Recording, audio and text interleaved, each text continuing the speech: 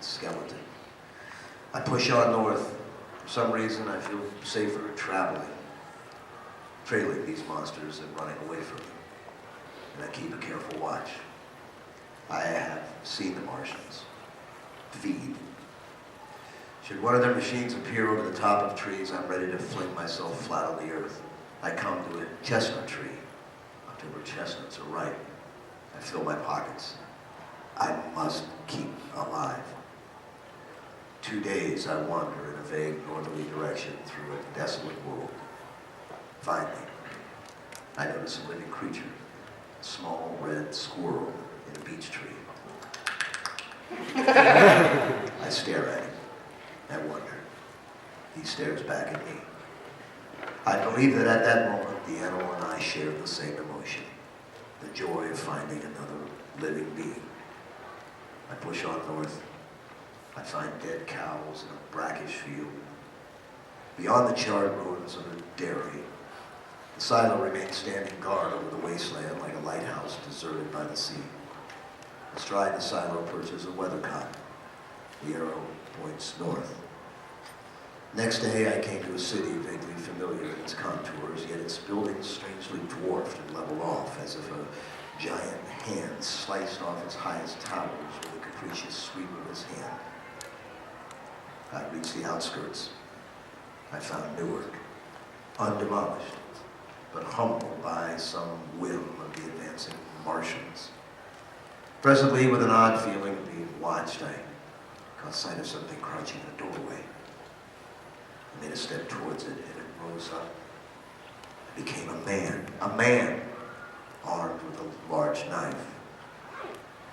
Oh, where'd you come from? I came from many places, a long time ago, from Princeton. Princeton, huh? That's near Grover's Mill. Yes. Grover's Mill. There's no food there.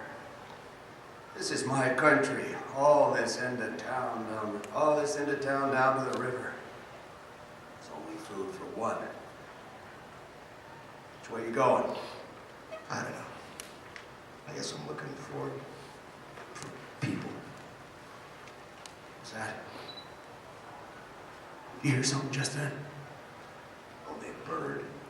But a live bird. You get to know the birds have shadows these days. Say, we're in the open here. Let's crawl into this doorway and talk. Have you seen any Martians? Yeah. They've gone over to New York. Light the skies alive with their lights, just as if people were still living in it. By daylight, you can't see them. 5 days ago, a couple of them carried something big across the flats from the airport. I believe they're learning how to fly. Fly. Yeah, fly. Then it's all over with humanity. Stranger, there's still you and I. 2 of us left. They got themselves insulted. They wrecked the greatest country in the world. Those green stars, they're probably falling somewhere every night. They've only lost one machine. There isn't anything to do. We've lost. We're done. We're licked. Where were you? You're in a uniform. Yeah, what's left of it. I was in the militia, National Guard. That's good. Wasn't any war, any more than there's war between men and ants. And we're eat able ants. Found that out. What will they do with us? I thought it all out. Right now we're caught as we're wanted. The Martian only has to go a few miles to get a crowd in the Martian only has to go a few miles to get a crowd on the run, but they won't keep doing that.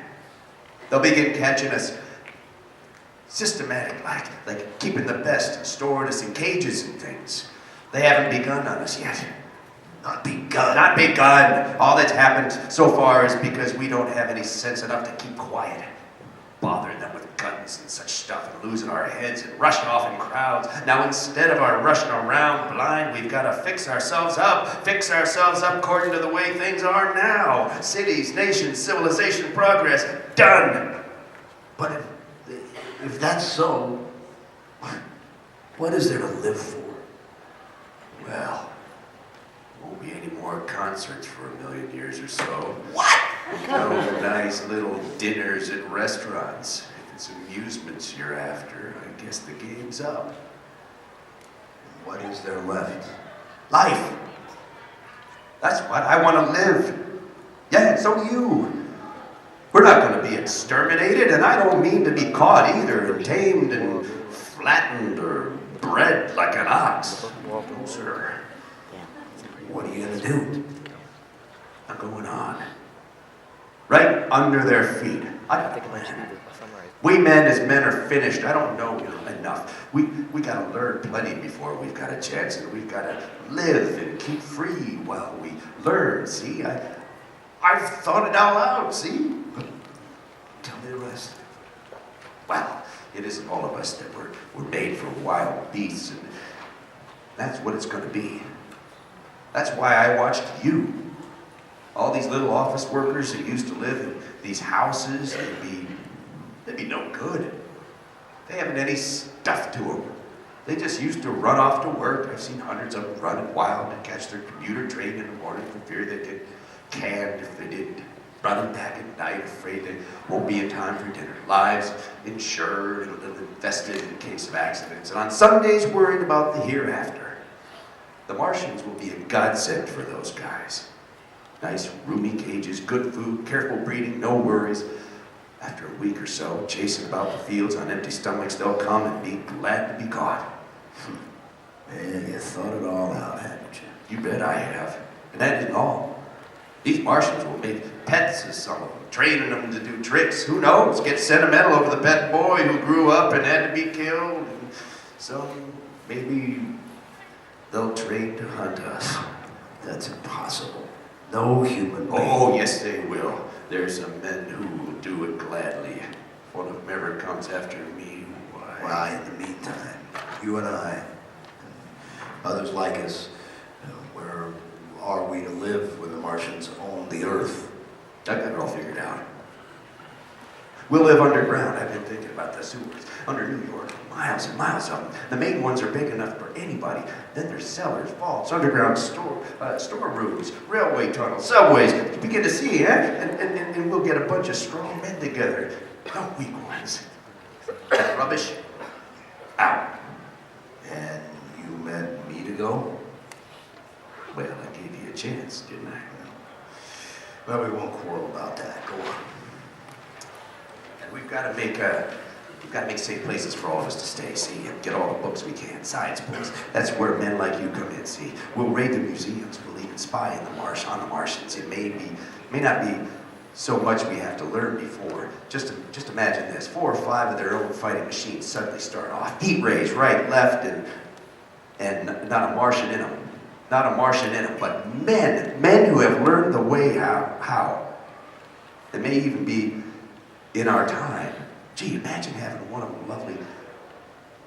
them lovely things with its heat ray wide and free.